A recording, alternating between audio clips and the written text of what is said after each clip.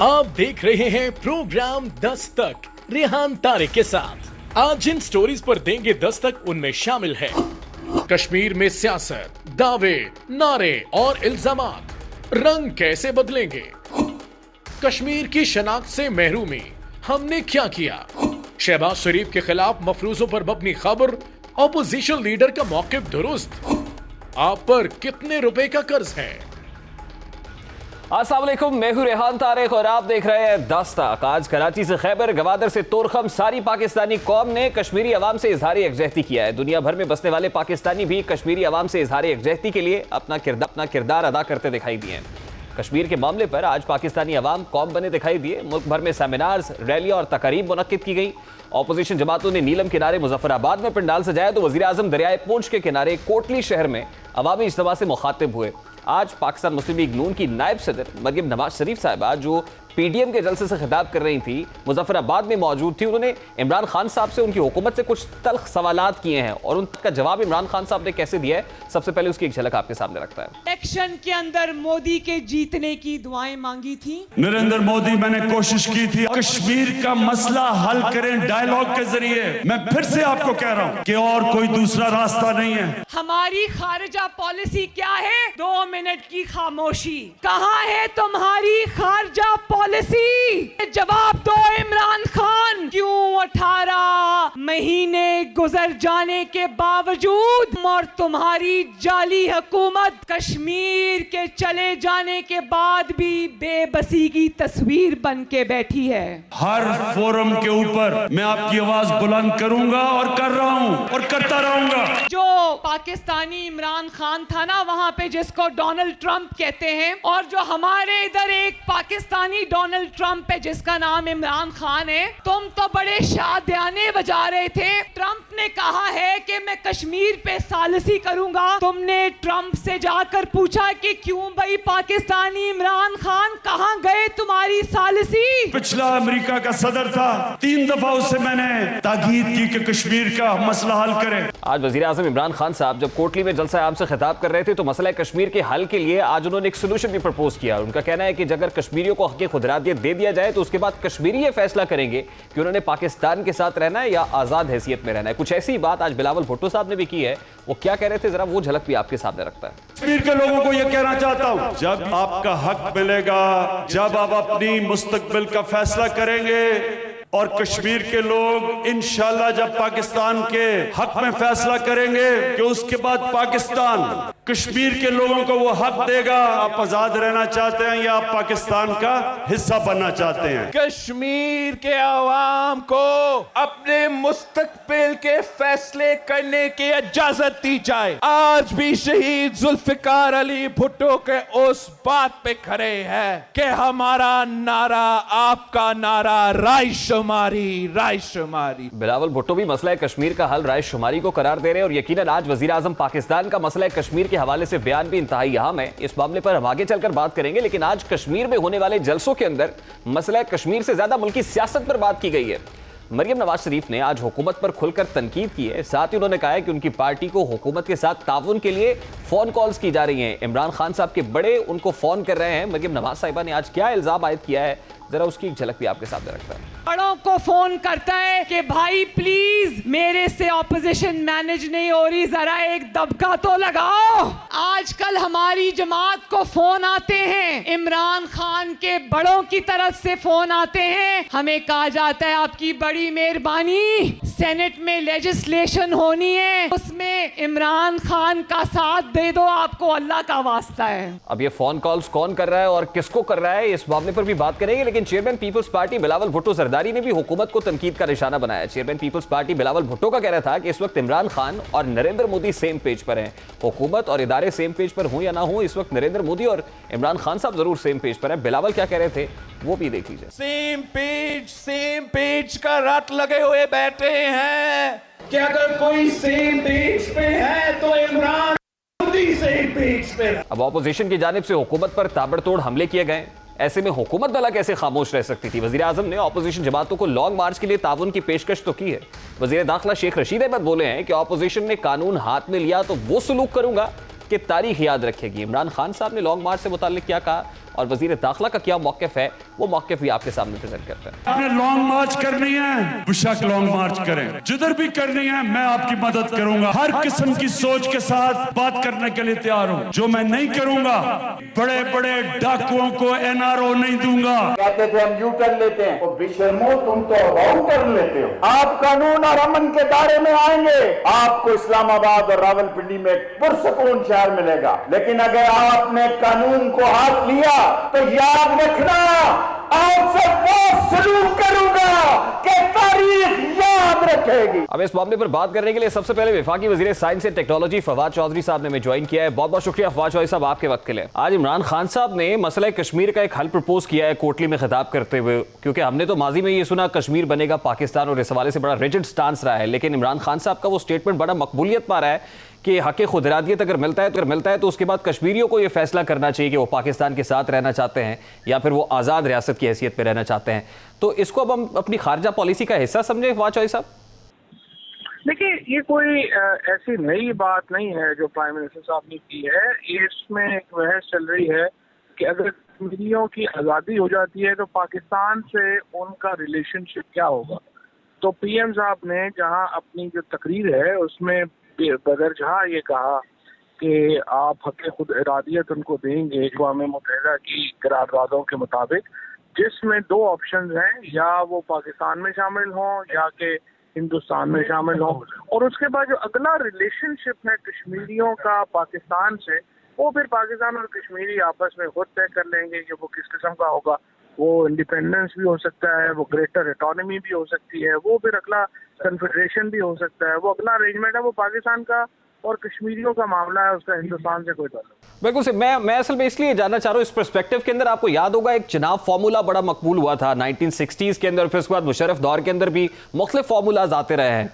तो क्या एक नए फार्मूले के ऊपर भी हम बात कर सकते हैं, सोच सकते हैं कि कैसे जो है, क्योंकि आज ताउन की बात भी की है मोदी सरकार से इमरान खान साहब ने कि आप इसके ऊपर जो है इसको सीरियसली टेकअप करें, हमसे को बात करें, तो उसके बाद कोई ऐसा तस्वीर तलब हल भी निकल सकता है। नरेंद्र मोदी से बातचीत की पहली शर्त यह है कि वो कश्मीर का पुराना स्टेटस जो है वो बहाल करें और उस स्टेटस को मेंटेन करके बात करें। तो जाहिर है कि इस तरह से जो अपना मामला है वो उसके मुताबिक जो है वो होगा। ये तो नहीं है कि मोदी जो मर्जी, लेकिन इस वक्त जो सिचुएशन है, नरेंद्र मोदी एक राइट विंग के लीडर नहीं है, वो एक फनेटिक है। और इस वक्त एक फाशिज्म का दौर चल रहा है हिंदुस्तान में, तो फाशिस्ट गवर्नमेंट के साथ जो बातचीत होती है वो हो नहीं सकती। लेकिन जो PM साहब ने जिस तरह से कहा कि अगर वो अपनी पॉलिसीज को रिव्यू करते हैं तो फिर बात कर लेंगे, लेकिन मुझे नहीं लगता वो अपनी पॉलिसीज को रिव्यू करें। अच्छा चौधरी साहब, आज का दिन जो है वैसे कश्मीरियों से इजहार यकजहती के लिए था, लेकिन उधर कोटली में इमरान खान साहब खिताब कर रहे थे, इधर मुजफ्फराबाद के अंदर PDM अपना स्टेज सजाकर खिताब कर रही थी, तो उसमें भी वो सियासत किए बगैर रह नहीं पाए। आज मरियम नवाज साहिबा ने भी कुछ पॉलिटिकल स्टेटमेंट्स दिए हैं और वो कह रही है कि चेयरमैन सेनेट के इंतखाब के अंदर आपने भरपूर फायदा उठाया था सीक्रेसी ऑफ बैलेट का, तो उसका फायदा उठाने के बाद आज आपको ओपन बैलेट याद आ रहा है। देखिए, पहली बात तो यह है कि हम एक बड़ी वाइब्रेंट डेमोक्रेसी हैं और उसके साथ एक बड़ी लाउड डेमोक्रेसी। सो सियासी जमातें एक दूसरे के ऊपर तनकीद करती भी रहें, लेकिन मिनहसुल काम हम पाकिस्तान पूरा जो है वो कश्मीरियों के साथ खड़ा है, तो उसमें किसी को शक नहीं होना चाहिए। जहाँ तक सेनेट की वोट की सीक्रेसी का ताल्लुक है, उस पर देखिए हम अपना मौक़िफ़ बड़ा वाज़ेह तौर पे दे चुके हैं। हम ये कह चुके हैं कि देखें, हमने ये जो इलेक्शंस हैं सेनेट का, उसके ऊपर बार बार ये बात आती है कि एक बिलियनर्स क्लब बन गया, वोट खरीदे जाते हैं। हम एक ऑप्शन लेना चाहते हैं पाकिस्तान के अवाम की जो ख्वाहिश है उसको हमने ट्रांसलेट किया है कि सारी पॉलिटिकल पार्टीज इसके ऊपर मुतालबा भी कर रही हैं कि इलेक्शन ट्रांसपेरेंट होना चाहिए। तो आइए इलेक्शन ट्रांसपेरेंट करते हैं और एक ऐसा निज़ाम बनाते हैं जिसमें ट्रांसपेरेंसी सामने हो। अब अगर उस वक्त में अपोजिशन वोट ही देती तो पाकिस्तान के लोग कम अज कम क्या कर सकेंगे कि वो देख सकेंगे कि कौन कहाँ खड़ा है। आप बिल्कुल ठीक कह रहे हैं, माजी में ऑपोजिशन का बड़ा प्रिंसिपल स्टैंड भी रहा है, चार्टर ऑफ डेमोक्रेसी का भी हिस्सा है बिल्कुल कि इसको शो ऑफ हैंड से या ओपन बैलेट से होना चाहिए। लेकिन मारूजी हालात के अंदर ऑपोजिशन ये कहती है कि हम बिल्कुल इस तरमीमी बिल के ऊपर हुकूमत के साथ ताउन नहीं करेंगे। आज तो उन्होंने ये भी कह दिया कि इमरान खान साहब अपने बड़ों से फोन कॉल्स करा रहे हैं कि खुदा का वास्ता है हुकूमत के साथ इस तरमीमी बिल के ऊपर ताउन किया जाए। तो वाजह साहब, ये कौन कॉल्स कर रहा है ऑपोजिशन को? मेरा ख्याल है एक कैफियत होती है जिसको हम कहते हैं हेलुसिनेशन। ये एक नफ्सियाती कैफियत होती है जिसमें हमें जो बंदा जो है जो चीज़ सोचता है उसको लगता है वो हो रही है। तो मुझे लगता है कि मरियम बीबी जो है इस नफ्सियाती मर्ज का शिकार हो गई हैं और उनको लगता है कि पूरी जो हुकूमत या फौज या जुडिशरी जो है वो उनको कॉलिंग कर करके उनकी बातें जो है अपनी उनसे मनवाना चाहती है। हालांकि देखिए उनकी कोई सियासी हैसियत नहीं है। वो तो जिंदगी में उन्होंने अपना कभी किचन भी नहीं चलाया, उन्होंने कभी उसके लिए खरीदारी नहीं की होगी। उनकी सियासी हैसियत क्या है? उनके कहने के ऊपर तो उनके जेठ ने इस्तीफा नहीं दिया, बाकी किसने उनके कहने के ऊपर देना? लिहाजा वो अपने आप को वो एस्टिमेट अगर करती हैं तो वो उनकी अपनी एक प्रॉब्लम है, उसमें हम क्या कर सकते हैं। तो फवाद चौधरी साहब, तरमीमी बिल के ऊपर ऑपोजिशन ताउन नहीं करती तो यकीनन मेजॉरिटी तो ऑपोजिशन के पास है, सेनेट के अंदर भी ये बिल तो पास नहीं होगा, तो फिर आपके ख्याल में वही खरीदारी होगी, फिर मंडियां लगेंगी, फिर उसी तरह ब्रीफ केस में पैसे जो है वो बांटे जाएंगे, और फिर आपको लग रहा है कि कहीं ना कहीं हुकूमत के लिए भी खतरा हो सकता है, क्योंकि लॉबिंग तो पाकिस्तान पीपल्स पार्टी भी कर रही है, पाकिस्तान मुस्लिम लीग नून भी कर रही है, हर कोई अपनी बिसात के मुताबिक कोशिश तो करेगा। ये अगर आप इस तरह मैनूवर करने की बात करें ना, तो जो ताकत हुकूमत के पास होती है वो किसी इंडिविजुअल के पास तो नहीं है ना। तो वसाइल जो ताकत, हम तो इसीलिए एक पोजीशन से भी एक मॉरल पोजीशन ले रहे हैं कि आए और हम इसको ट्रांसपेरेंट करने की कोशिश करते हैं। अगर नहीं बिल पास होता और अपोजिशन इसकी मुखालफत करती है तो फिर जाहिर है कि आपके सामने होगा जो होगा। क्या हुकूमत सर मनूवरिंग करेगी, फिर हुकूमत भी इस सीक्रेसी और बैलेट का फायदा उठाएगी? फिर देखिए, अगर आप इसको जो है वो बिल पास नहीं होता तो फिर तो सबके लिए है ना कि हर बंदा जो करना चाहे वो करे, तो वो तो फिर जाहिर है कि अगर आपने इस तरह की पॉलिटिक्स करेंगे तो इस तरह की पॉलिटिक्स होगी। लेकिन हम तो चाहते हैं कि पाकिस्तान में साफ सुथरी पॉलिटिक्स का आगाज किया जाए और इसलिए हमने ये बिल जो है वो लेके आए हैं। और लेट्स सी, इसके ऊपर अगर अपोजिशन साथ नहीं देगी तो लोगों को सामने उनका कंडक्ट भी होगा, हमारा कंडक्ट भी होगा। अच्छा sir, last but not least, अब पीडीएम ने फैसला किया कि 26 मार्च को लॉन्ग मार्च करने जा रहे हैं। आपको लगता है कि हुकूमत कहीं ना कहीं को प्रेशर फील कर रही है कि ऑपोजिशन जो है वो तहरीक अदम एतमाद की बात भी हुई, उनका वो भी एक्सरसाइज कर सकते हैं, इस्तीफे आइटम बम है, यकीनन वो स्टेजेस में ही हम स्टेप बाय स्टेप चलेंगे, लॉन्ग मार्च से कोई प्रेशर बिल्ड कर सकेगी पीडीएम, मोमेंटम गेन करेगी फिर से? मुझे लगता है कि 26 मार्च से पहले पीडीएम जो है वो बिखर जाएगी, वो ये लॉन्ग मार्च नहीं कर सकेंगे। ये बड़ी लंबी उन्होंने टाइम इसलिए रखा है कि वो भी जान छुड़ाना चाहते हैं। पहले इस्तीफे कह रहे थे, इस्तीफे नहीं दिए, फिर कह रहे थे हम लाइनें करेंगे, उसमें नाकामी हुई, और अब ये जो लॉन्ग मार्च से कह रहे हैं, देखेंगे 26 मार्च बहुत पहले पीडीएम जो है वो बिखर जाएगी। वो इस तरह का कोई काम नहीं। ठीक है, बहुत बहुत शुक्रिया फवाद चौधरी साहब आपका। वफाकी वज़ीर science and technology Fawad Chaudhry साहब हमारे साथ मौजूद थे। जमीयत उलमा इस्लाम के मरकज़ी रहनुमा हाफिज़ हमदुल्ला ने हमें ज्वाइन किया है। हाफिज़ हमदुल्ला साहब, बहुत बहुत शुक्रिया आपके वक्त के लिए। हाफिज़ हमदुल्ला साहब, सबसे पहले तो ये फरमाइएगा, पीडीएम ने 26 को लॉन्ग मार्च का फैसला कर लिया, आप इस्लामाबाद जा रहे हैं, लेकिन आज वफाकी वज़ीर दाखिला शेख रशीद साहब बड़े बरम दिखाई दिए, क्या कह रहे हैं, बिस्मिल्लाह आइए इस्लामाबाद, लेकिन अगर कानून हाथ में लिया तो वो सलूक करूंगा जो तारीख याद रखेगी। शेख साहब से कुछ कहना चाहेंगे? बिस्मिल्लाहिर्रहमानिर्रहीम। देखिए मेरे भाई, एक तरफ पूरी पीडीएम है जिनके पास करोड़ों पाकिस्तानी वोटर का वोट और उनके पास उनकी क़ियादत और नुमाइंदगी है, और दूसरी तरफ आप एक ऐसी शख्सियत की बात करते हैं, उसको मुवाज़ने की कोशिश करते हैं, जिसका सियासी इमाम भी आज तक मुतय्यन नहीं है, न उनका कोई सियासी क़िबला है। हमेशा उन्होंने पार्टियां तब्दील की है। हम इतने कपड़े चेंज नहीं करते हैं जितना ये पार्टियां तब्दील करते हैं। लिहाजा जिसको आप और हम सब सियासी दुनिया में इसको लोटा करेसी कहते हैं, लिहाजा इसकी तारीख़ में, इसकी ज़िंदगी में, शेख रशीद की ज़िंदगी में सियासी लोटे के अलावा कोई और चीज़ आपको नज़र नहीं आएगी। अब वो शेख रशीद मुझे नसीहत और दर्स और सबक और कानून की सबक दे रहा है जिनकी तारीख़ इन सियाकारों से भरी पड़ी है, एक बात। और जहाँ तक मेरी तारीख़ है, जमीयत उलमा इस्लाम ने आप 10-15 मिलियन मार्च किए। गुज़िश्ता अक्टूबर में आज़ादी मार्च, एक पत्थर नहीं गिरा, एक गमला नहीं टूटा, किसी को नुकसान नहीं हुआ, किसी को पत्थर नहीं लगा, बल्कि अपने मुल्क की शहरी प्राइवेट जितनी भी प्रॉपर्टी है या सरकारी असासे है, उनका ख्याल इस तरह रखा जैसे इंसान अपने घर का ख्याल रखते हैं। लिहाजा हमारी तारीख ये PDM की भी यही है। चले आप सब बड़ी अच्छी बात है ना कि अगर आप पुरम रहेंगे तो शेख रशीद साहब खुद भी कहते हैं कि अगर आप पुरम तरीके से आएंगे तो आपको हलवा भी खिलाएंगे। आवाम का भी हक है, PDM की सियासी क़यादत का भी हक है। अब आप साहब मुझे ये बताइए ना कि ये जो खुली गली की बात कर रहे हैं कि JUIFA और पीपल्स पार्टी अपने आप को खुली गली में ले आई, क्या आपसे भी किसी का कोई राब्ता हो रहा है, कोई बैकडोर चैनल ऑपरेट कर रहा है?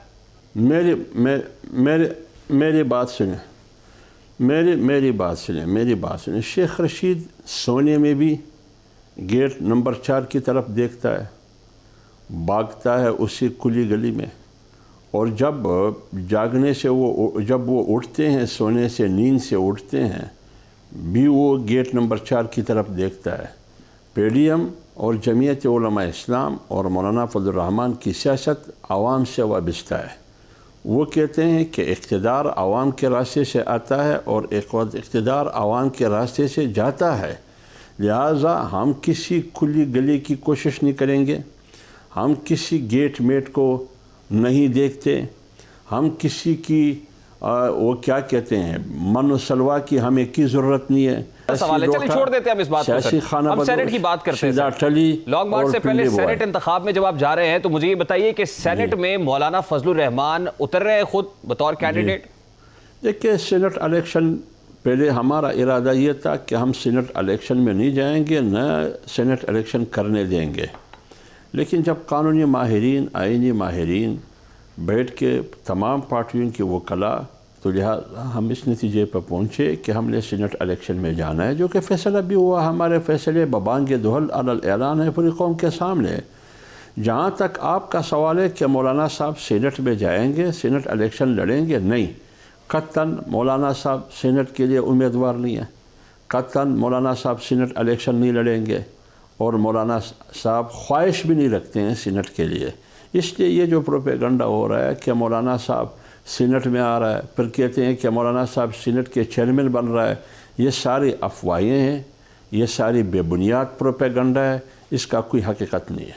ठीक है, बहुत बहुत शुक्रिया आपके वक्त के लिए। जमीयत उलमा इस्लाम फे के मरकज़ी रहनुमा हाफिज़ अब्दुल्ला हमारे साथ मौजूद थे। अभी एक ब्रेक लेंगे और ब्रेक के बाद जब वापस आएंगे तो फिर मफरूज़ों पर मबनी खबर का जिक्र करेंगे और फिर बात करेंगे कि लंदन से शहबाज शरीफ को कौन सी अच्छी खबर मिलने के इम्कानात रोशन हो रहे हैं। इस मामले को उठाएंगे इस ब्रेक के बाद। हमारे साथ रहेगा।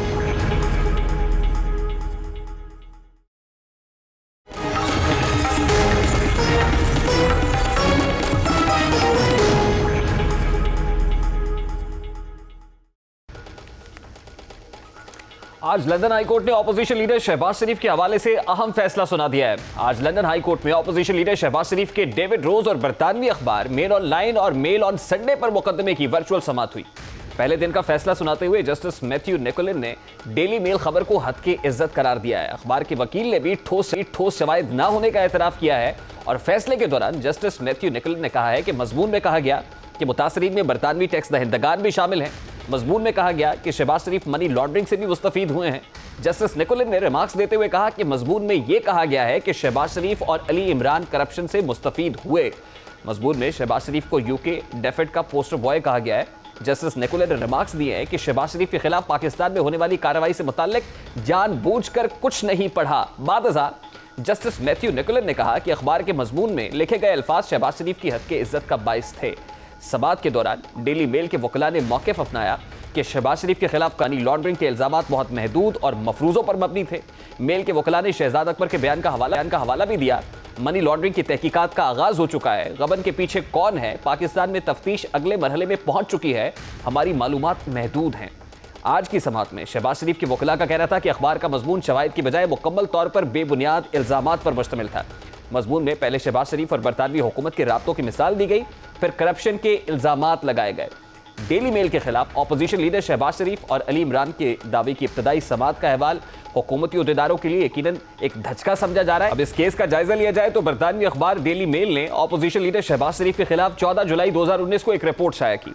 रिपोर्ट में मौजूदा हुकूमत पाकिस्तान की तहकीकाती रिपोर्ट की रोशनी में बताया गया कि मुस्लिम लीग नवाज के रहनुमा शहबाज शरीफ ने बरतानवी इमदाद से पैसे चुराकर बरतानिया में शरीफ खानदान के अकाउंट में भेजे। ताहम DFID यानी डेफिड और मुस्लिम लीग नवाज दोनों ने इस खबर की तरदीद की।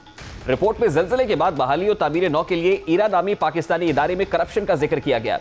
रिपोर्ट में तहरीक इंसाफ हुकूमत की एक खुफिया तहकीकाती रिपोर्ट का दावा जिसका जिक्र करते हुए कहा गया कि मुस्लिम लीग नवाज की हुकूमत के दौरान शहबाज शरीफ के दामाद ने ज़लज़ला मुतासरीन की इमदाद में से 10 लाख पाउंड हासिल किए। इस खबर बाद हुकूमत की जानिब से अपोजिशन लीडर के खिलाफ एक मुहिम शुरू की गई और उन्हें करप्शन का जिम्मेदार करार दिया गया। इस हवाले से हुकूमती बयानात क्या थे, सबसे पहले उसकी एक झलक आपके सामने रखते हैं। ना सिर्फ इरा के फंड में से चोरी की, बाकी 3 जगह जहां पे भी आपने उसकी तैनातियां करवाई वहां भी वो चोरी करता रहा। 25 जुलाई को ये दावा किया जाता है कि हमने मुकदमा दाखिल कर दिया है। आपने सू तो किया नहीं, आपने तो वादा किया था, दावा किया था आप मुकदमा करेंगे। आपने तो उस अखबार को कंप्लेंट कर दी कि आपने बड़ी ज्यादती की। मैं बरतानिया की बात कर रहा हूँ, वहाँ हमारे एक मोअज़्ज़ज़ रुकने पार्लियामेंट पे सवाल उठता है कि और तो छोड़े ज़लज़ला ज़दगान के फंड में भी खुर्द-बुर्द हुई। हुकूमती इल्जामात के बाद अपोजिशन लीडर शहबाज शरीफ ने लंदन में अपने वकला के हमरा न्यूज कॉन्फ्रेंस की। अपोजिशन लीडर का कहना था कि उन्हें यकीन है कि London high court Nawaz Sharif और उनके साथियों की साख का फैसला करेगी। शहबाज शरीफ ने कहा कि इमरान न्याजी के घिनौने अज़ाइम की मौत लंदन की हाई कोर्ट में वाक़ होगी। इस हवाले से शहबाज शरीफ बड़े पुरज़्म दिखाई दिए। शहबाज शरीफ ने बरतानवी अखबार और सहाफ़ी को हरजाने का नोटिस भिजवाया। बादशाह अली इमरान ने इस हवाले से गुज़श्ता बरस जुलाई में बरतानवी अदालत में मुकदमा दर्ज कराया। अब आज इस केस की समाअत के दौरान अदालत के रिमार्क्स इंतहाई अहम हैं। अदालती प्रोसीडिंग्स के अंदर क्या बात की गई है, मोअज़्ज़ज़ जज साहब की तरफ से क्या रिमार्क्स दिए गए हैं, इस मामले पर बात करेंगे। लंदन से हमारे रिपोर्टर असद मलिक हमें ज्वाइन कर रहे हैं। बहुत बहुत शुक्रिया असद मलिक आपके वक्त के लिए। सबसे पहले तो ये फरमाइएगा, शहबाज शरीफ साहब ने डेली मेल के खिलाफ हत्या इज्जत का दावा दायर कर रखा है लंदन हाई कोर्ट के अंदर। आज उसकी इनिशियल प्रोसीडिंग्स हुई हैं। इनिशियल प्रोसीडिंग्स के अंदर क्या कहा जज साहब की तरफ से, क्या कहा गया इस पे?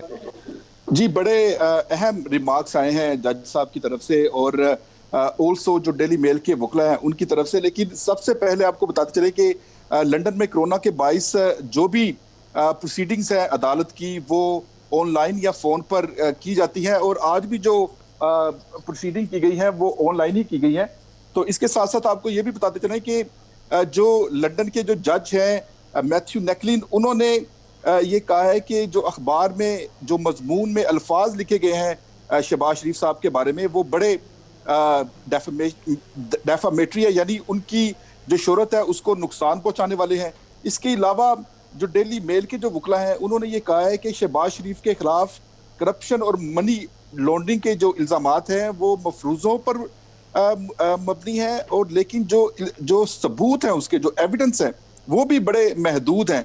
तो इसकी आज जो इब्तदाई समाअत थी वो तो अगर उसका बाकायदा जायजा ले तो लगता है ऐसे है कि जैसे वो शहबाज शरीफ के हक में जा रहा है, लेकिन अभी इसकी जो तफसीली समाअत है वो होना बाकी है। इसके बाद शहबाज शरीफ के वकला जो हैं वो डेली मेल के वकला के साथ भी मुसलसल राब्ते में हैं।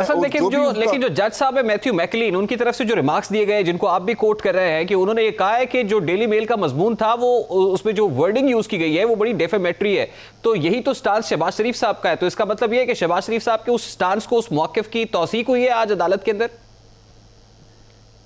यहां तक तो आपकी बात ठीक है कि जो अल्फाज इस्तेमाल किए गए हैं, जैसे डेफिड का पोस्टर बॉय लिखा गया था शहबाज शरीफ साहब को, अगर अल्फाज की बात करें वो तो बड़े डेफामेटरी हैं, लेकिन इनका कितना ताल्लुक हकीकत से है इसका अभी फैसला होना बाकी है। अगर डेली मेल जो है वो इल्ज़ामात साबित कर लेती है तो फिर तो डेली मेल के जो इल्ज़ामात हैं वो साबित हो जाते हैं। लेकिन अगर डेली मेल इल्ज़ामात साबित नहीं कर पाती है और जो जज साहब हैं, जो मैथ्यू नेकलिन है, अगर वो ये समझते हैं कि जो शवाहिद, जो एविडेंस डेली मेल की जानिब से पेश किए गए हैं वो इनफ नहीं है, तो फिर वाकई ये शहबाज शरीफ साहब के हक में जाएगा फैसला। और शहबाज शरीफ साहब का जो स्टांस है कि जिसमें उन्होंने ये कहते हैं कि ये उनकी बड़ी किरदार कुशी की गई है डेली मेल के जरिए और उनके ऊपर बड़े संगीन इल्ज़ामात लगाए गए हैं, तो बात उनकी ठीक होगी। फिर उसके ऊपर फिर जो अदालत है वो हक में फैसला कर सकती है। तो मजीद कितना वक्त दरकार होगा इस केस का हतमी फैसला आने में?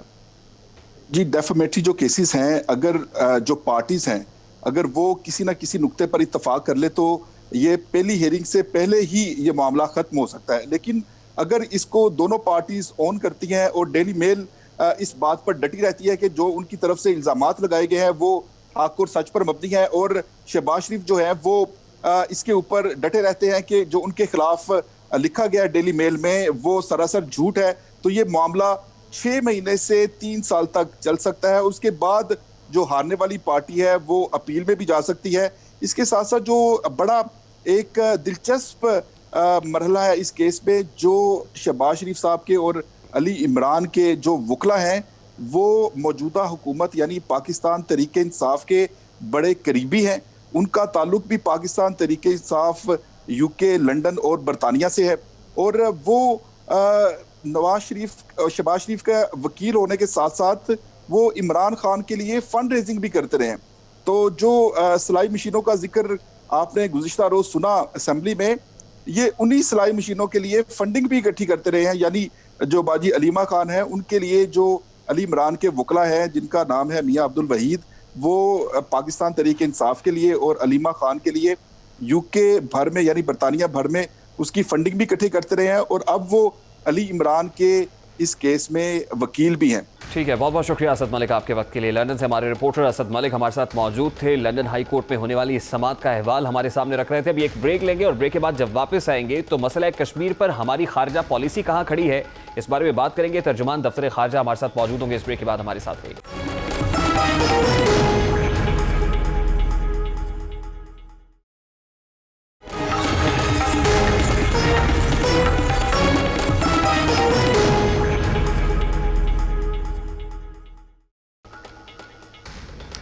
आज पूरी कौम ने कश्मीरी अवाम से इजहार यकजहती किया। वो कश्मीरी अवाम जो गुज़श्ता 74 बरसों से भारतीय तसल्लुत में है, जिनसे मौजूदा भारतीय हुकूमत ने उनकी शनाख्त तक छीन ली है, उन्हें पिंजरे में कैद कर दिया गया है। पूरी दुनिया में महज चंद हफ्तों के लिए लॉकडाउन लगाया गया तो इंसानों की चीखें निकल गई।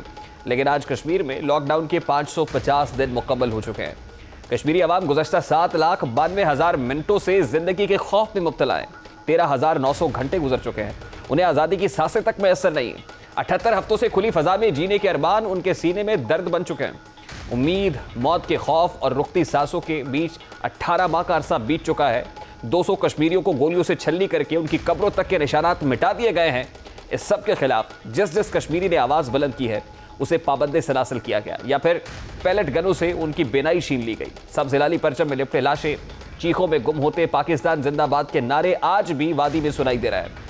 इन 1.5 साल के अरसे के दौरान पाकिस्तान ने कश्मीर के लिए क्या किया है, खारजा महाज पर हमारी पॉलिसी और हमारी कामयाबियां क्या रही हैं, इस तमाम तर मामले पर बात करेंगे। इस वक्त तर्जुमान दफ्तर खारजा जाहिद हफीज मौजूद हैं। बहुत बहुत शुक्रिया जाहिद हफीज साहब आपके वक्त के लिए। सबसे पहले तो ये फरमाइएगा, एक हमारे यहाँ पॉलिटिकल नैरेटिव है, हमेशा ऑपोजिशन जो हुकूमत वक्त होती है उस पर ये इल्ज़ाम धरती है कि ये हुकूमत कश्मीर का सौदा कर बैठी है। अब भी एक नैरेटिव बिल्ड किया जा रहा है कि हुकूमत कश्मीर पे सौदा किए बैठी है।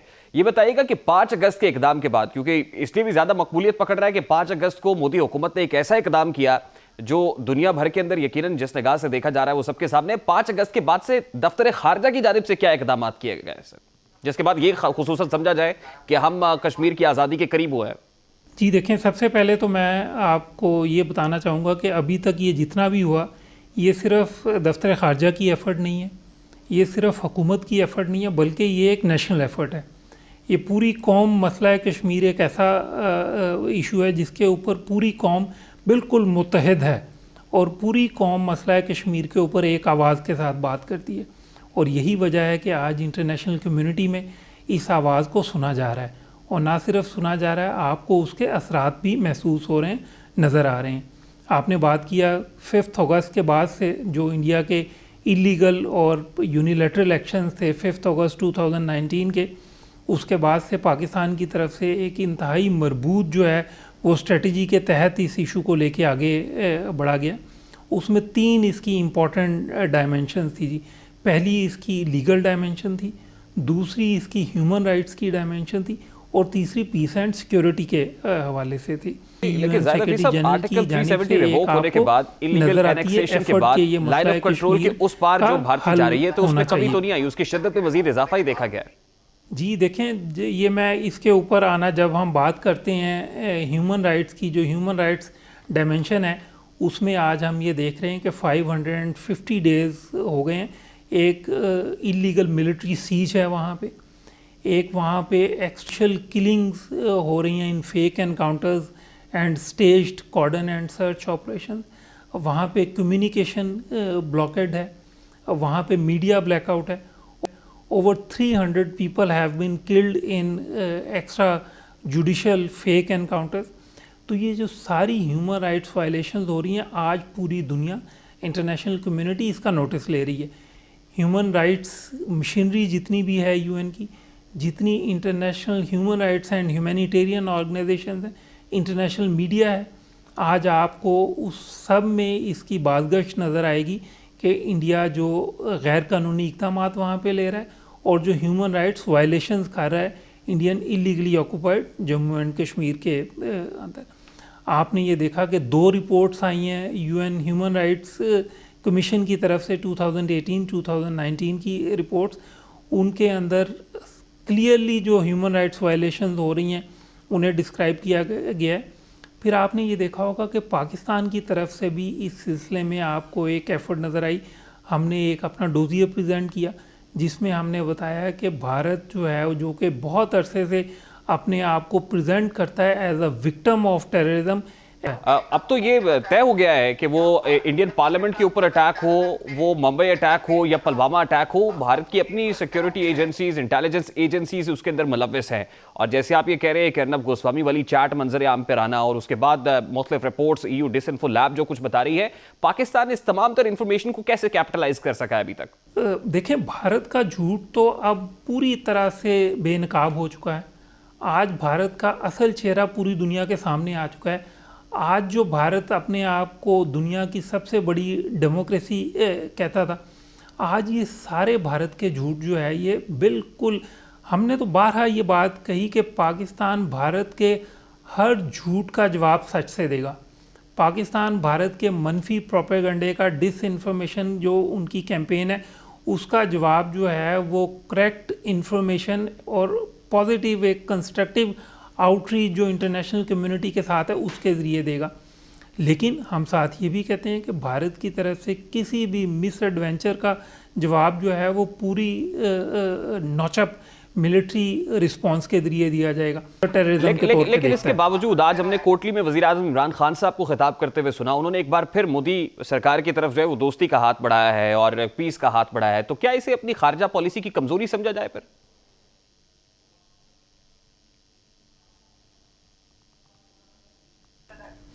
नहीं जी, ये हमारी खारजा पॉलिसी की कमज़ोरी नहीं बल्कि ये हमारी खारजा पॉलिसी की स्ट्रेंथ है। पाकिस्तान ने तो हमेशा ये कहा है कि हम ख़ित्ते में अमन और सलामती के ख्वाह हैं। तो यही तो पाकिस्तान की लीडरशिप में और भारत की लीडरशिप में फ़र्क है। पाकिस्तान की पॉलिटिकल लीडरशिप को देखें आप या पाकिस्तान की मिलिट्री लीडरशिप को देखो, हमारी तरफ से हमेशा ये बात की गई है कि पाकिस्तान ख़ित्ते में अमन का ख्वाह है। प्राइम मिनिस्टर इमरान खान ने पहले भी ये कहा कि अगर भारत अमन की तरफ एक कदम बढ़ाता है तो हम 2 कदम बढ़ाएंगे। लेकिन आपने ये देखा कि भारत ने जो हालात पैदा किए Indian illegally occupied Jammu and Kashmir, हम ये समझते हैं कि इस वक्त ओनस भारत के ऊपर है। लेकिन देखिए, हमारी इस पॉलिसी के साथ भारतीय सरकार तो 1 इंच भी आगे कदम बढ़ाने को तैयार दिखाई नहीं दे रही है। ऑक्यूपाइड जम्मू एंड कश्मीर के अंदर जो गैर कानूनी इक़दामात हैं उन्हें ख़त्म करना पड़ेगा। देखें, हम तो ये कहते हैं कि इस वक्त जो है वो जो इर्रिस्पॉन्सिबल वहाँ पे इरेशनल जो हुकूमत है उसकी वजह से ख़ित्ते के अमन और सलामती के लिए ख़तरा है। आपने स्टेटमेंट देखी होंगी हमारी पॉलिटिकल एंड मिलिट्री लीडरशिप की। आपने हमारा रिस्पांस भी देखा जब हमने भारत का त्यारा गिराया, जब हमने उनके पायलट को गिरफ्तार किया और उसे हमने as a peace gesture release किया। अब देखिए ना, लाइन ऑफ कंट्रोल के उस पार जो कुछ हो रहा है वो अपनी जगह पर, लेकिन उसका जब दिल करता है वो लाइन ऑफ कंट्रोल के इस पार सिविलियन आबादी को भी निशाना बनाते हैं, जब दिल करता है वो करते हैं और हमारे लोग शहीद होते रहे। देखें, लाइन ऑफ कंट्रोल के ऊपर बिल्कुल आपने ठीक बात की। 2020 में 3000 से ज़्यादा मरतबा उन्होंने सीज़ फायर वायलेशन की। हमने भारत को भी ये बताया कि जी ये गैर ज़िम्मेदाराना उनके इक़दामात हैं। हमारी भारत के साथ जो 2003 की अंडरस्टैंडिंग है ऑन सीज़ फायर उसकी वायलेशन है, इंटरनेशनल लॉ की वायलेशन है, ह्यूमैनिटेरियन नॉर्म्स की वायलेशन है। मिलिट्री कोड ऑफ कंडक्ट की वायलेशन है। तो हम ये सारी बात, लेकिन पाकिस्तान की तरफ से यहाँ पे भी आपको एक इंतहाई ज़िम्मेदाराना जो है वो रवैया नज़र आएगा, क्योंकि हम ये समझते हैं कि लाइन ऑफ कंट्रोल के दूसरी तरफ भी हमारे कश्मीरी बहन भाई हैं। तो पाकिस्तान की तरफ से रिस्पांस दिया जाता है, बेफिटिंग रिस्पांस दिया जाता है, पुरजोर रिस्पांस दिया जाता है, लेकिन उसमें हम जवाब देते हैं भारत की ऑक्यूपेशन फोर्सेस को। हमारी ये कोशिश होती है कि उसमें सिविलियंस जो है, इनोसेंट कश्मीरीज जो हमारे बहन और भाई जो लाइन ऑफ कंट्रोल के दूसरी तरफ भी हैं, उनका कोई नुकसान ना हो। उसमें सिविलियन पॉपुलेशन को निशाना बनाया जाता है। लेकिन पाकिस्तान जो है वो इस गैर जिम्मेदाराना जो भारतीय इकदाम है, हमने एक डोजियर अक़वामी मुत्तहिदा के सामने रख दिया, अभी तक वो कितना इफेक्टिव हो सका है, उसमें कितनी पेशरफ्त हो सकी, और आपको मुस्तकबिल करीब में क्या कोई रोशन इम्कानात दिखाई दे रहे हैं कि कम से कम आर्टिकल 370 वाला जो रिवोक करने का मामला है, कम से कम वो तो रिवर्स हो सके? देखें, जब आप ये बात करते हैं कि जी इक़दामात कामयाब होते हुए, आज ये जो दुनिया में भारत का चेहरा है, ये जो बेनकाब हुआ, ये हम इसे एक कामयाबी समझते हैं। आज जो दुनिया भारत का असल चेहरा देख सकती है, हम इसे एक कामयाबी समझते हैं। आज पूरी दुनिया जो ये बात कर रही है कि Bharat Indian illegally occupied Jammu and Kashmir के अंदर मुजालिम ढा रहा है, ये हम ये समझते हैं कि ये कश्मीर डिप्लोमेसी की एक कामयाबी है। ठीक है, बहुत बहुत शुक्रिया आपके वक्त के लिए। तर्जुमान दफ्तर खारजा जाहिद हफीज़ हमारे साथ मौजूद थे। अभी एक ब्रेक लेंगे और ब्रेक के बाद जब वापस आएंगे तो फिर आपको बताएंगे कि आप इस वक्त कितने के मकरूज हो चुके हैं, कितनी रकम आपके ज़िम्मे वाजिबुल अदा है, आपको बताएंगे इस ब्रेक के बाद। हमारे साथ रहिएगा।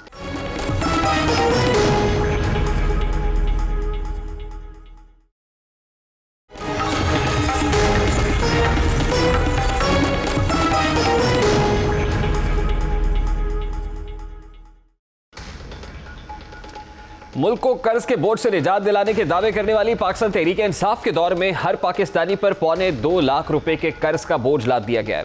गुज़श्ता रोज़ वज़ारत ख़ज़ाना की जानिब से कौमी असम्बली को तहरीरी तौर पर आगाह किया गया कि गुज़श्ता माली साल के अख्ताम पर फीकस कर्जा बढ़कर यानी पर कैपिटा डेट बढ़कर तकरीबन 2.25 लाख रुपए की सतह तक जा पहुंचा है। इस तरह 2 साल में मुल्क के हर शहरी पर कर्ज के बोझ में 54,901 रुपए यानी 46% का इजाफा हुआ है। फिस्कल पॉलिसी स्टेटमेंट 2020-21 के मुताबिक गुज़श्ता माली साल में फीकस कर्ज में 21,311 रुपए का इजाफा हुआ है। जून 2020 के अख्ताम पर मजमूई सरकारी कर्जा 36.4 ट्रिलियन रुपए था, जबकि जून 2018 में मजमूई सरकारी कर्जा 24.9 ट्रिलियन रुपए था।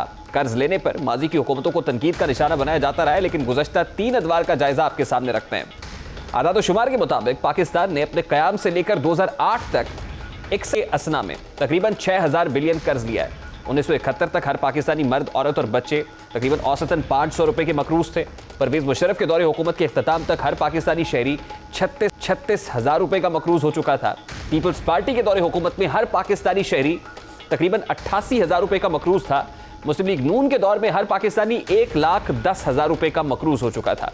अब मौजूदा दौरे हुकूमत के महज 2 साल के दौरान हर पाकिस्तानी 1,75,000 रुपए के कर्ज के बोझ तले दबा हुआ है। हुकूमती दावों के बरक्स स्टेट बैंक की आदाद शुमार इंतहाई खौफ। अब जरूरत इस अमर की है कि मुल्की मईशत को कर्जों के बोझ से आज़ाद करने के लिए इमरजेंसी इकदाम किए जाएं। टैक्स कलेक्शन के निज़ाम को बेहतर बनाया जाए। आम आदमी के बजाय टैक्स चोरों के गिर्द घेरा तंग किया जाए। टैक्स नेट बढ़ाने के साथ साथ टैक्स नेट को स्ट्रॉन्ग भी किया जाए। इस हवाले से जो अमलदारी है उसको बेहतर बनाया जाए। मुल्क की बरामदात बढ़ाने के लिए ठोस और जामे हिकमत अमली मरतब की जाए। सियासी बयानबाजी और शोबदाबाजी की रविश को तर्क करते हुए अवामी फलाह की जानिब तवज्जो दी जाए। अगर ऐसा ना किया गया तो मुल्क आलमी मालियाती इदारों के हाथों में खिलौना बन जाएगा, जो कि किसी वतन पाकिस्तानी के लिए काबिल कबूल नहीं होगा। ये तो था आज का दस्तक। आपसे मुलाकात होगी इंशाअल्लाह अगले हफ्ते। अपना रखिएगा ख्याल। अल्लाह हाफ़िज़।